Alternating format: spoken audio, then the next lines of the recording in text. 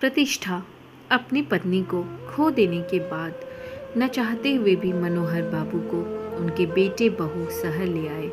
शायद बिरादरी का दबाव था या समाज में अपनी छवि का। यहाँ आकर मनोहर बाबू को अक्सर तानों से सामना करना पड़ता था। क्या पापा जी आप ठीक से खाना भी नहीं खा सकते? देखिए कितना गिरा दिया टेबल पर। क्या पापा कम से कम बाथरूम में पानी तो ठीक से डाल दिया करिए, कितनी गंदगी छोड़ दी।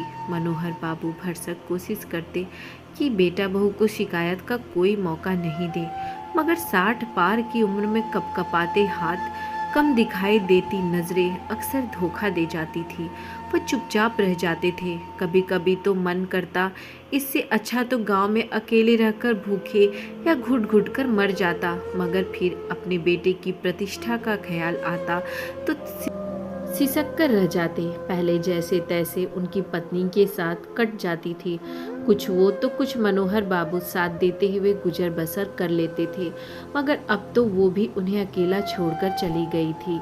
यहाँ रुकने की एक वजह और भी थी, उनका पोता। वो कहते हैं ना, मूल से ब्याज ज़्यादा प्यारी लगती है, तो बस उसे अपने पोते से प्यार और उसके साथ सुबह शाम पार्क में समय व्यतीत करना अच्छा लगता था।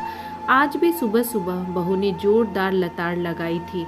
नाश्ते पर बेचारे ठीक से नाश्ता भी नहीं कर पाए थे। पार्क की बेंच पर बैठे हुए अपने दादाजी को भीगी हुई पलकों को साफ करते हुए देखकर नन्हे केशव ने उनकी आंसुओं को पोंछते हुए पूछा, दादाजी हम इंसान बूढ़े क्यों हो जाते हैं?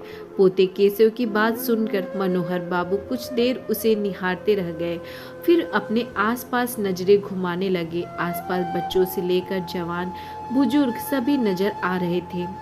उनकी आंखों में उनके बचपन से लेकर उनके बुढ़ापे तक का सफ़र तैर गया। अपनी भीगी आंखें और कपकपाती जुबान से इतना ही बोल पाए ताकि हमारे मरने पर किसी को कोई अफसोस ना हो। दोस्तों, जब से लोग बुजुर्गों की इज्जत करना कम करने लगे, तब से लोगों के दामन में दुआएं कम और दवाएं ज़्यादा आ गई हैं। धन्यवाद।